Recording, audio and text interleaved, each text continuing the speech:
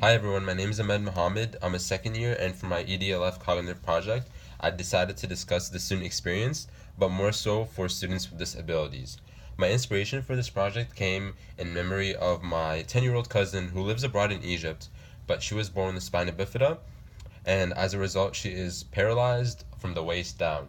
So growing up, I had to witness what the daily life was like for her, in relation to school and social aspects and all of that. And as a result, I decided to prepare a magazine type article about the school experience for students with disabilities. But more specifically, I'm intent on discussing how negative attitudes directed towards students with disabilities can impact their academic success. And in doing so, I hope I can begin to uncover interventions that can serve in helping to improve the student experience for students with disabilities and to even heighten their academic potential. By engaging in this project, I had several questions that I wanted to address, such as who is responsible for negative attitudes directed towards students with disabilities? How are these negative attitudes being directed towards students with disabilities? Do students with emotional/behavioral disabilities face more negative attitudes by school personnel than students with cognitive abilities? And if so, how can change be implemented to create a more positive, encouraging academic atmosphere? In an attempt to tackle all these questions, I realized that I had to narrow down the scope of my research. I could have discussed how negative attitudes, as they pertain to peers, by school personnel, parents, or on a greater scope by society. However, instead, I decided to focus on negative attitudes between school personnel and handicapped students. And by school personnel, I am talking about teachers, administrators, and school counselors. Again, just to recap, some of the few big questions that I wanted to answer with a focus again on school personnel were how are negative attitudes manifested in school? These are subsections that I tackled in my educational article.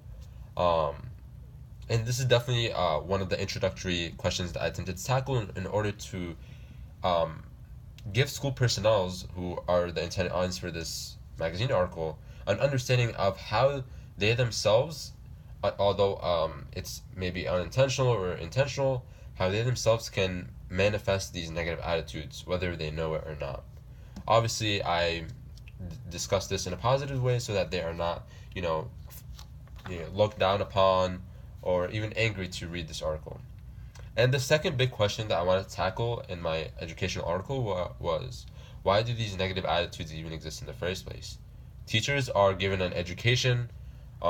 They've learned how to interact with students of all kinds. Yet, why do these negative attitudes still exist?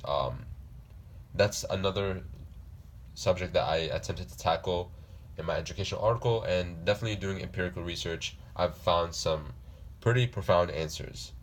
Now, the biggest of all the questions are what can we do about it? What are we as school personnel able to do about the negative attitudes that we may or may not, manifest in our daily educational careers? What are the possible solutions? And this was definitely the biggest problem to tackle in my educational article because implementing change was definitely going to be the most important aspect of writing this article. It's to not only make school personnel, teachers, counselors, administrators understand how they can be at fault for their behaviors towards handicapped students and how that can impact the academic success and potential of students with disabilities, but how they themselves can also implement change on a school basis and on a county basis as well. But the answer is yes, there are possible solutions. However, they need to have two aspects to them. They need to be both implementable and realistic. And by implementable, I mean they need to be suitable for the the current, educational setting of that school district, that county, or even that country. And by realistic, I mean they need to be they need to go hand in hand with the expectations that curriculums have lined out, or just in general hand in hand with how an individual will normally interact with another human being.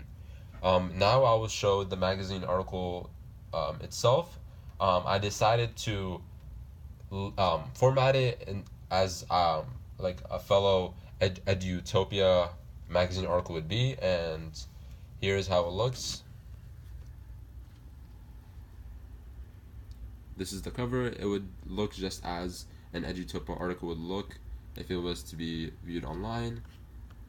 And as previously stated, I begin off with an intro, just asking the school personnel, the intended audience again, just asking them, what can we as school personnel do to develop and promote the academic growth of our handicapped students?